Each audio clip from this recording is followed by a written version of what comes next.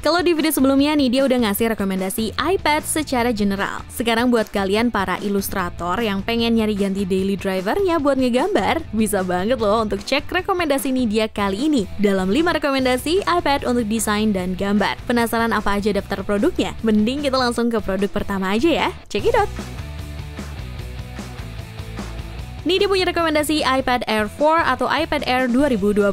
Karena sudah menggunakan flat design, rasanya akan kurang kalau segi layarnya nggak di-upgrade juga. iPad ini memiliki ukuran layar yang lebih luas dari iPad generasi ke-9, yaitu 10,9 inci, lengkap dengan resolusi 2360 x 1640 pixels, yang sudah menggunakan teknologi Liquid Retina Display. Sebagai media permukaan, si iPad Air 4 beneran unggul dari iPad generasi ke-9. Tapi kalau dibandingin dengan kemampuan gambarnya gimana ya? Selain iPad mini 6 yang udah support Apple Pencil generasi kedua, iPad 4 juga udah disupport loh. Tingkat sensitivitasnya terhadap tekanan untuk menggambar garis juga bisa diandelin. Kalian nggak perlu khawatir stylusnya glinding, karena magnet yang ada di iPad Air 4 ini cukup kuat untuk menahan stylusnya. Dilengkapi dengan chipset Apple A14 Bionic dan sudah menggunakan varian RAM 4GB dengan aplikasi Procreate. iPad Air 4 mampu menghasilkan 19 layer dengan ukuran kanvas A4 di 300 dpi.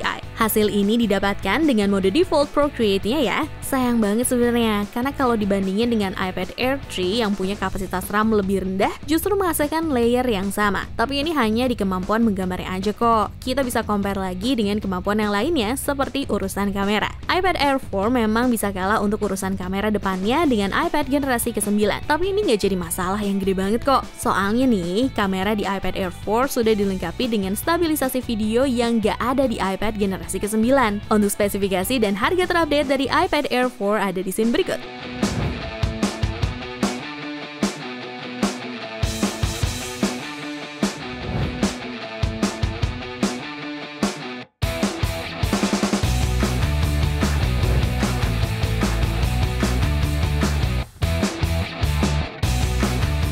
iPad yang satu ini punya harga yang nggak beda jauh loh dengan iPad generasi ke-8, yaitu iPad mini 5. Nidia paham sih kenapa iPad ini jauh lebih mahal. Bisa aja karena susahnya ngepres ukuran dari yang besar menjadi yang mini. Lalu ada resolusi kameranya juga yang jauh banget berbeda. Tapi karena concern Nidia bukan di kamera, jadi perbedaan ini nggak mengganggu banget. Untuk daftar kali ini, mungkin iPad mini 5 mempunyai ukuran layar yang paling kecil karena berada di bawah 8 inci. Dengan ukuran ini sebenarnya nggak kompatibel dengan gambar dan desain. Tapi dengan ukuran ini juga kalian bisa bawa iPad-nya kemana-mana tanpa memakan space yang banyak. Ngomongin soal gambar, iPad mini 5 baru disupport dengan Apple Pencil generasi pertama aja ya price bukannya. Terus kalau kita sandingkan dengan kemampuan menggambarnya, tingkat sensitivitas dalam mengatur tekanan garis juga masih responsif banget. Beralih ke dapur pacunya, iPad mini 5 ditenagai oleh chipset Apple A12 Bionic dengan fabrikasi 7 nanometer. Dilengkapi dengan varian 3/64GB dan 3/256GB. Dengan aplikasi Procreate, iPad ini mampu menghasilkan 19 layer untuk menggambar dengan ukuran kanvas A4 di 300 dpi.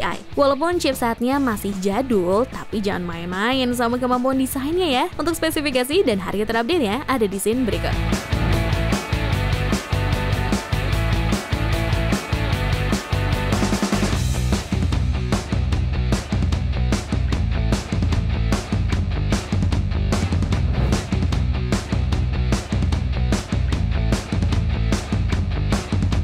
Beralih ke series mini yang meningkat satu angkanya, yaitu iPad mini 6. Nah, ternyata iPad mini 6 mulai meninggalkan desain yang lama. Sekarang, iPad ini menggunakan flat design mengikuti iPad Pro series yang sudah mendahului. Selain itu, dari segi layar pun iPad ini memiliki peningkatan yang terbilang berani. Mungkin karena desain bodi udah flat biar terkesan mewah, makanya Apple juga mengupgrade kualitas layar di iPad ini. iPad mini 6 sudah menggunakan teknologi Liquid Retina Display dengan 1488 x 2266 pixels untuk resolusinya. Meskipun mengalami sedikit penurunan di resolusi layar, tapi pihak Apple memperluas layarnya loh, yang sekarang menjadi 8,3 inci. Untuk kebutuhan desain dan menggambar, dibandingkan dengan ukuran layar iPad mini series lainnya, ini udah jelas unggul sih. Pada saat pembelian awal, kalian tidak akan mendapatkan Apple Pencil ya, karena ini dijual terpisah. Namun, kabar baiknya, karena sekarang sudah tersedia Apple Pencil generasi kedua, iPad mini 6 sudah support dengan stylus ini. Walaupun Walaupun ada beberapa upgrade yang minor, seenggaknya kalau buat adu gengsi, jelas Apple Pencil 2 yang menang. Nah, untuk kemampuan menggambarnya gimana nih? Menggunakan aplikasi Procreate dengan ukuran kanvas A4 dan 300 dpi,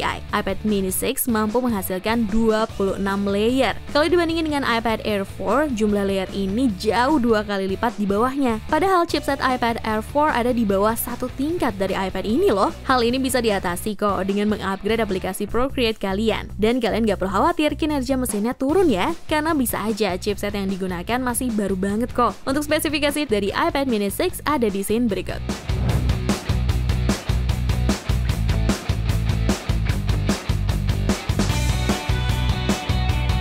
Di antara semua iPad yang udah nih disebutin, iPad ini adalah juaranya dalam urusan ketahanan baterai. Bagaimana tidak, iPad generasi ke-8 ternyata memiliki kapasitas baterai 8827 mAh yang support USB Type-C, yang kalau kita beli lengkap nih, bakalan dapat juga charger 20 watt. Dengan kapasitas segitu, berdasarkan klaimnya Apple juga, iPad ini mampu bertahan hingga 10 jam. Nidhi akan menyarankan iPad ini buat kalian yang masih merintis menjadi profesional ilustrator. Soalnya iPad ini budgetnya minimalis banget dan bisa jadi pengganti textbook para pelajar. Kalau dipakai untuk menggambar juga, iPad ini masih bisa diandelin juga kok, karena udah bisa support Apple Pencil generasi pertama. Terus gimana dengan kemampuan menggambarnya? Layer yang bisa dihasilkan dari iPad ini dengan aplikasi Procreate sebanyak 60 layer dengan ukuran kanvas 1:1. Kalau dibandingin dengan iPad yang udah Nidhi jembrengin, sebenarnya secara kuantitas doi paling banyak sih. Cuma kalau kita lihat ukuran kanvasnya, kayaknya bakalan sama aja deh kayak iPad mini 5. Tapi ini dia akan kasih warning buat kalian yang nggak mau bawa iPad berat-berat, karena bobot iPad ini 490 gram, hampir setengah kilo guys. Ini juga kayaknya pengaruh dari bobot baterainya yang jumbo. Cuma kalau kalian penasaran sama spesifikasi dan harga terupdate dari iPad generasi ke-8 ini, bisa cek scene berikut.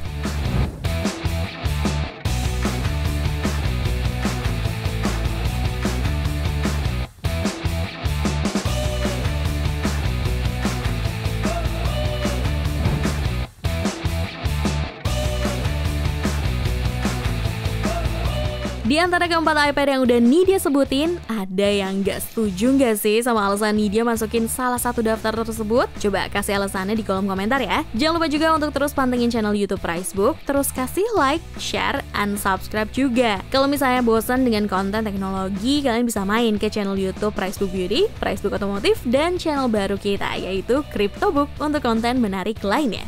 Nidhi punya iPad generasi ke-9, udah menggunakan chipset Apple A13 Bionic. Rasanya buat gambar, apalagi profesional desain, rasanya masih cukup di iPad yang satu ini. Pasalnya, layar di iPad ini memiliki ukuran 10,2 inci dengan resolusi 2160 x 1620 pixels dan menggunakan teknologi Liquid Retina Display. Sebagai media untuk menggambar, sebenarnya kurang banget sih dari buku gambar A3, cuma dibandingkan dengan iPad mini series, tentu iPad generasi ke-9 jauh lebih luas. Selain ditenagai dengan Apple A13 Bionic, iPad ini memiliki satu varian RAM dan dua varian ROM, yaitu 3/64GB dan 3/256GB.